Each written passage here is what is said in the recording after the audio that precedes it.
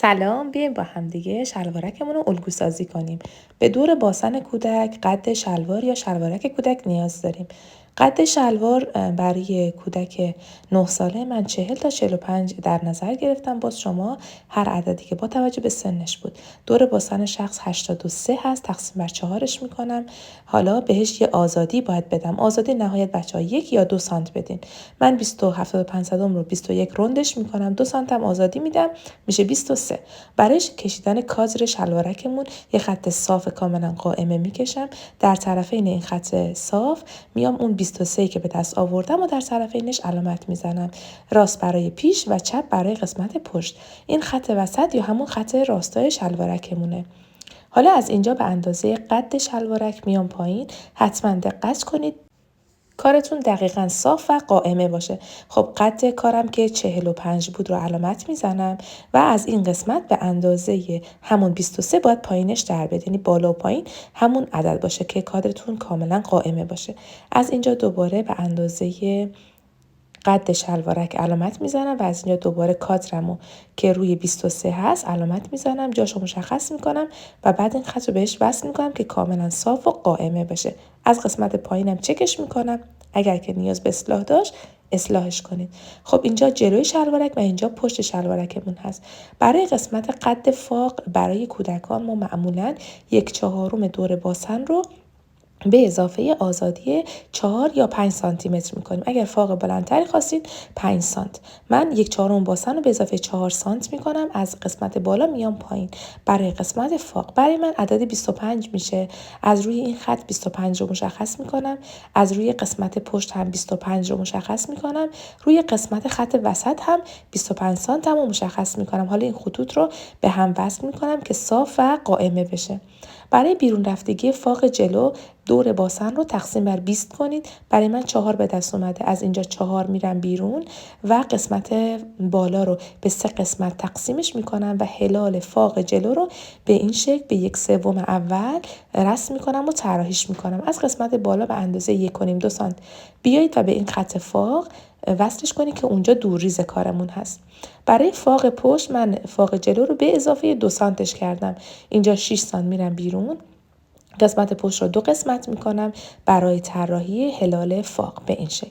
حالا برای قسمت پایین کارتون دمپای کار، حالا پشت از اینجا به اندازه 3 الی 4 سانت میریم بالا و به این خط وسط وصل میکنیم. پشت باید بالاتر باشه قسمت پشت کارتون.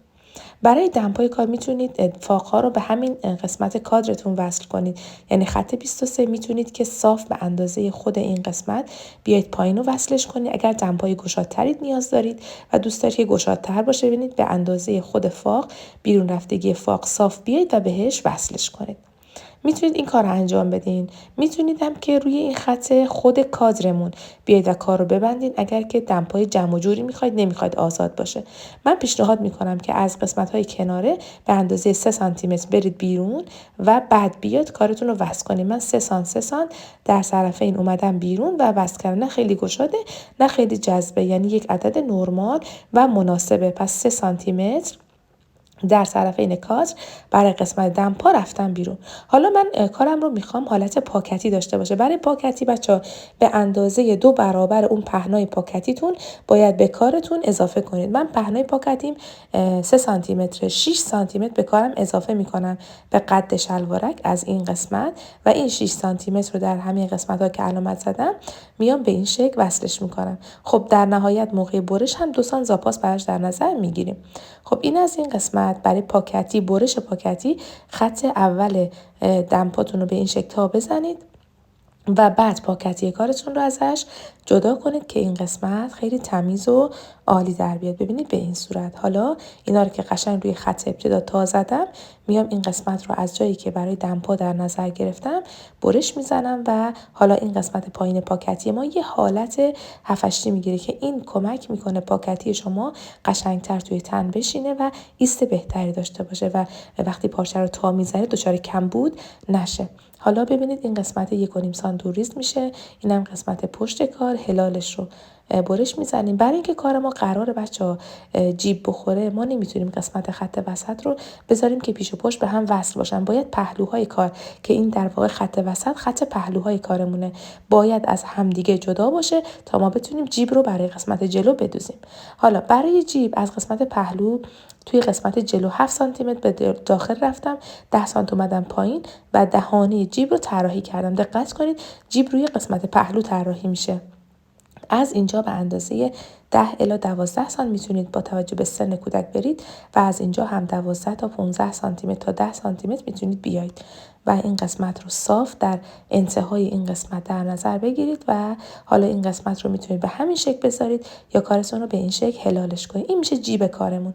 برای جیب ما 2 کار باید انجام بدیم. اول اینکه از روی جیبمون 2 بار باید کپی برداریم. یک بار با قسمت دهانه یعنی این قسمت کامل، ببینید یه کپی بردارین. حتما یادداشت کنید که قسمت پهلو کدوم قسمته و بالای شلوارک کدوم قسمت جیبه. این جیب تکه یکمون. حالا یک بار دیگه هم کپی میکنیم بدون قسمت بالا و فقط قسمت دهانه. نگاه کنید به این شکل، به همین شکلی که من دارم کپی برمیدارم شما هم انجامش بدین. اینم جیب قسمت دومش که اینجا هم حتما می نویسید پهلوها کجاست و کمر شلوارتون کجاست.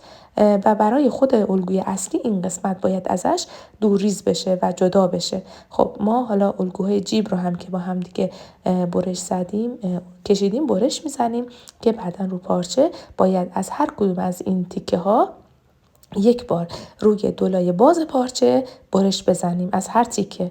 خب اینم تیکه دوم جیبمون. هر دو تا تیکه رو برش میزنم، آماده میذارم که با همدیگه برشمون رو انجامش بدیم. خب تیکه های جیبمون رو جدا کردیم. حالا میریم سراغ پارچه کار. برای برش این مدل شما از انواع پارچه ها میتونید استفاده کنید.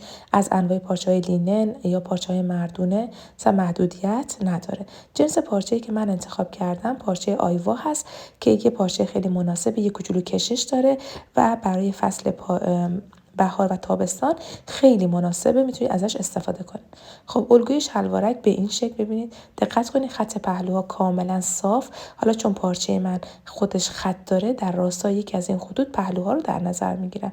توی قسمت ها 1.5 سانزاپاس کفایت میکنه. فقط تو قسمت قدش 2 سانزاپاس در نظر بگیرید. کلا پارچه دور تا دورش دوله باز برش میخوره، یعنی ما هیچ قسمت دوله بسته نداریم. به این شکل کارمون رو که برش زدیم از جیب ها هم هر کدوم یک بار روی دوله باز برش میزنیم. دور تا دورش رو هم زاپاس میزنیم به اندازه‌ای که برای قسمت خود شلوارمون لحاظ کردیم. اون تیکه بالای جیب هم باز میشه. برای دوخت کار اول فاق‌ها رو به هم بس میکنیم، یعنی فاق جلو به فاق جلو. فعلا به قسمت پشت و جلو کاری نداریم. یعنی اول فاق تیکه جلو رو به خود تیکه جلو میدوزیم، 2 تا فاق جلو رو به این شکل، چون اینا یک اندازن. حالا اینجا رو سردوز میزنیم، این قسمت جلوی کارمون. حالا قسمت پشت رو هم فاقش رو من به همین شکل جداگانه دوختم، اینها رو سردوز میزنم به این صورت. فاق پیش و پشت کارمون رو که دوختیم برای قسمت جلو اول جیبش رو باید آماده کنیم. ببینید این جیب کارمون هست. ما 2 تا تیکه جیب داشتیم، یه تیکه این شکلی مثل خود شلوارمون دهانه جیبش برش داره. از رو به روی هم این 2 تا تیکه رو قرار بدین، از روی اصلی به روی اصلی و به این شکل کارتون رو دوخت بزنید. این قسمت رو که دوختین حالا باید این قسمت رو دوخت سنگین بزنید. درس رو به طرف تیکه جیب بخوابونید. ببینید به سمت خود جیبمون میخوابونیم و از روی قسمت جیبمون یه دوخت نیش از لبه میزنیم. ببینید این دوخت نیش رو که زدین حالا ببرید اینو به داخل تا بزنید و یه اتو به دهانه جیبتون بزنید. این شکلی بزنید و یه اتو به کارتون بزنید. من این قسمت رو کامل اتو میزنم و بعد میام تیکه دوم جیب. ببینید تیکه دوم جیبمون یه پهلو داشت، این پهلوی کار بود. اینجا قسمت کمرش، اینو میذارید زیر کار طوری که روی اصلی به بالا باشه و اینا رو قشنگ مماس همدیگه قرار میدین طوری که پهلوهای شلوارک و پهلوی اون تیکه پایینی مماس هم بشه. از زیر کارم میتونید چکش کنید. ببینید این قسمت درس به درس، چون اینا قشنگ زاپاساشون به یک اندازه است، مماس هم قرار میگیره. این 2 تا لایه فقط 2 تا لایه جیب رو به هم دیگه میایم و به این شکل میدوزیم. فعلا به شلوارک کاری نداریم، فقط لایه های جیب رو بذارین و چرخش کنید. بعد از اینکه این قسمت رو دوختیم بچه‌ها اینا رو به سردوز بزنید تا ادامه رو بهتون بگم که چجوری جیب رو تکمیل کنیم. ببینید به این شکل ما این قسمت رو که دوختیم، حالا فقط خود تیکه بیرونی جیب رو که دوخت زده بودیم همین تیکه رو سردوز میزنیم.